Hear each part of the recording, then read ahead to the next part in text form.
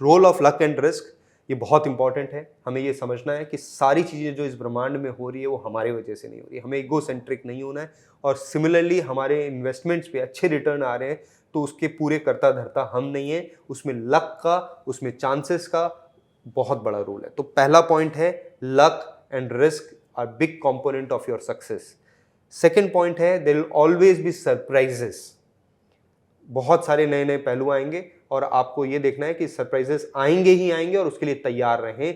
Third है room for error, जिसे हम मार्जिन ऑफ सेफ्टी भी कहते हैं। अपने लिए एक हमेशा मार्जिन ऑफ सेफ्टी बना के रखें, ना ओनली फाइनेंस के अंदर बट अपने लाइफ के सब पहलुओं के अंदर थोड़ा सा बफर जिसे हम कहते हैं वो अपने जीवन में रखें, ताकि आप किसी एक्सीडेंट के शिकार ना हो, अननेसेसरी लेट के शिकार ना हो, या फिर हायर रिटर्न्स का जो एक्सपेक्टेशन था वो मैच नहीं हुआ, इसकी वजह से आपका पूरा फाइनेंस गड़बड़ा गया, ऐसा ना हो। और फोर्थ पॉइंट कि कुछ भी फ्री नहीं होता, there are no free lunches.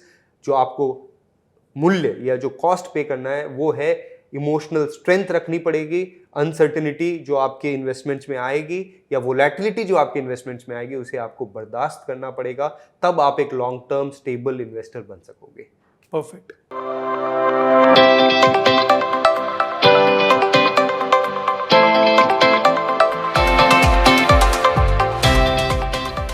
तो फोर्थ हम कवर कर चुके हैं और आते हैं फिफ्थ एस्पेक्ट पे, जो कि है influence of time. Right Puneet, क्या होता है ना कि मैं इस पे सबसे ज्यादा, ये मेरा फेवरेट पॉइंट है। लोग कहते हैं timing in markets are very important. मैं इस किताब को पढ़ने के बाद ये बहुत स्ट्रांगली कहना चाहता हूं कि time in the market is much more important than timing the market. That means आप कितने लंबे समय तक इन्वेस्टेड हो वो बहुत ज्यादा डिटरमाइन करेगा आपके फाइनेंशियल सक्सेस को, कंपेयर टू आप टाइमिंग के वजह से, जो कि बहुत डिफिकल्ट होती है टाइमिंग करना, और आप हायर रिटर्न जनरेट करना चाह रहे हो। तो टाइम जो है उसका बहुत बड़ा इन्फ्लुएंस है। और ये मैंने कहीं पढ़ा भी था, you can't time the market but you can stay put. आप रह सकते हो अगर आपने गलती से मार्जिन ऑफ सेफ्टी नहीं भी कंसीडर किया है। आपने 1000 रुपए का शेयर शायद 1500 में ले लिया है, बट वो कंपनी अच्छा कर रही है, परफॉर्म अच्छा कर रही है, सो हो सकता है फॉर अ टाइम बीइंग वो भाव आपका नीचे आए, आपको इमोशनल लॉस हो। You should stay in the market so that वापस से आप वेट कर सको। सो टाइम नहीं कर पाओगे, बिल्कुल भी नहीं कर पाओगे कब खरीदना है, बट जब भी आप खरीदो ये सोच के खरीदो कंपनी अच्छा कर रही है तो आई कैन स्टे।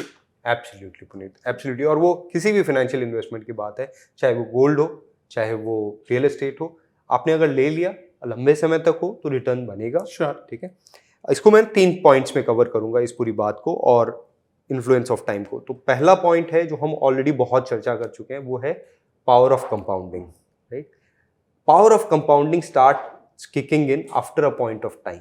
राइट, एक पॉइंट तक आपको लगेगा कुछ भी नहीं हो रहा, पैसा बहुत धीरे धीरे ग्रो कर रहा है, लेकिन एक पॉइंट के बाद जब रिटर्न पे रिटर्न आनी होगी, और हम एक मारवाड़ी परिवार से हैं तो मैं आपको एक बात बताता हूँ कि ब्याज, बोलते हैं मूल से ब्याज प्यारा होता है।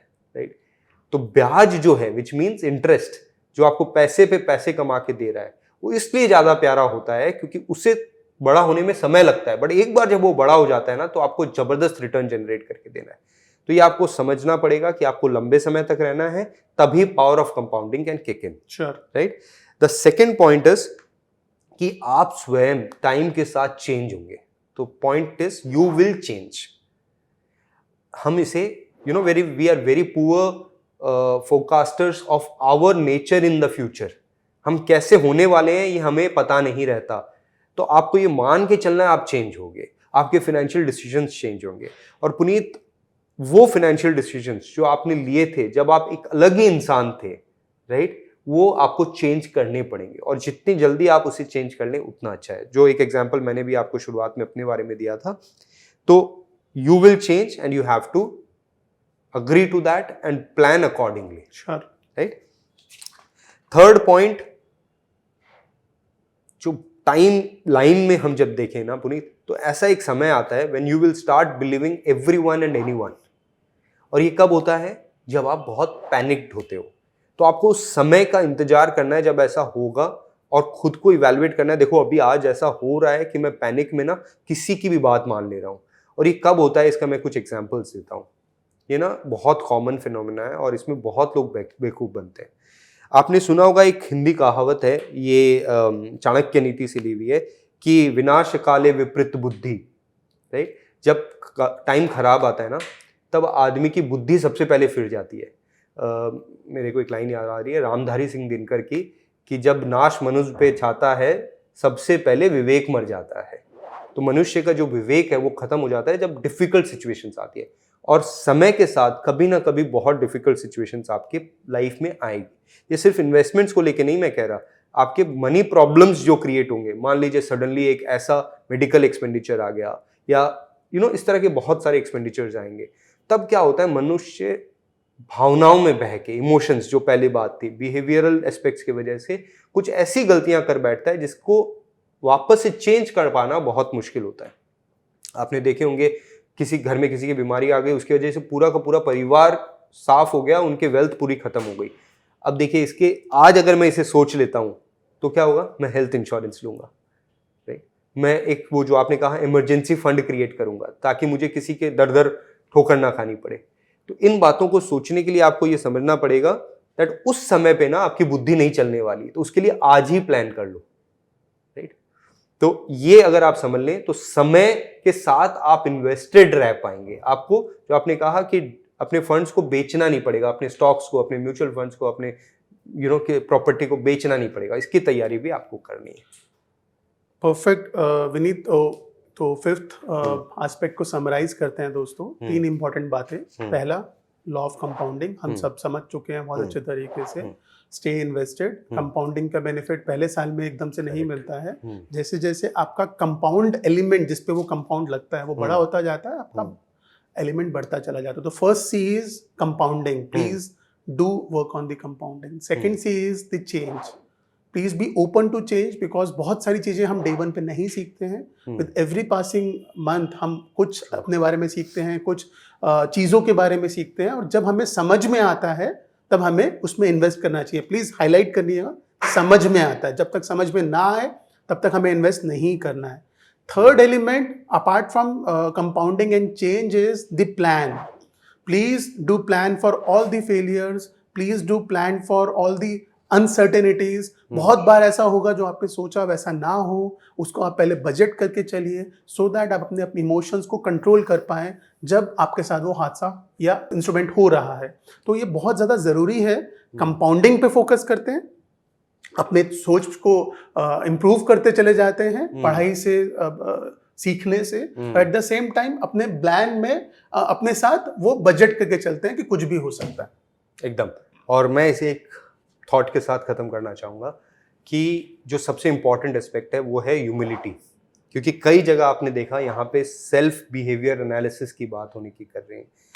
तो you have to be extremely humble as an individual and forgive people who are coming in your life, specially from financial aspect. क्योंकि गलतियाँ होगी, आपको खुद को भी माफ़ करना पड़ेगा। आप फाइनेंशियल डिजास्टर्स करेंगे, या ऑलरेडी ये चर्चा के दौरान आपको लगा होगा कि आपने कितनी गलतियाँ की है। सब जायज़ है जब तक आप उसे सुधारने के लिए कुछ कदम उठाएं। तो ये एक प्रयास था आपको उजागर करने का, ऐसे कुछ पहलू जिससे आप अपने आप को सुधार सकें। उसके लिए सेल्फ लव इज़ इम्पॉर्टेंट। उसके लिए ये जानना इम्पॉर्टेंट है कि हम्बल होना जरूरी है। गलतियां आपसे भी होगी, दूसरों से भी होगी, और जब कुछ अच्छा करें तो अच्छा फील करें, लेकिन जब कुछ खराब हो तो बहुत नेगेटिव फील ना करें, क्योंकि वो भी कंपाउंड होता है। तो be positive and thank you so much. With this पहले बुक की समरी को हम यहाँ पे समाप्त करते हैं। आई होप आपको ये अच्छा लगेगा। प्लीज़ अपने फीडबैक शेयर कीजिएगा कि इसमें हम और कैसे इम्प्रोवाइज कर सकते हैं, कैसे इम्प्रूव कर सकते हैं। ये हमें हेल्प करेगा आगे वाली ऐसे सेशंस को रिकॉर्ड करने में। और दोस्तों, हमने ना बहुत मेहनत की है। मैं आपको एक छोटा सा होमवर्क देना चाहता हूँ कि आप इससे जितने भी पॉइंटर्स निकाल पा रहे हैं, नोट्स बना पा रहे हैं, राइट, उसे आप कमेंट्स में डालिए। छोटे नोट्स डालिए, समरी डालिए। कुछ लोगों को शायद वो नोट्स पढ़ के बहुत फायदा हो, तो आपको भी इस प्रयास में शामिल होना है ताकि हम सब मिलके एक दूसरे की हेल्प कर सके।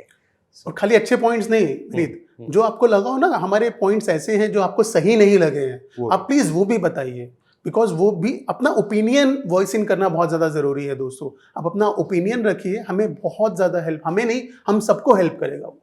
Thank you so much, will see you again very soon.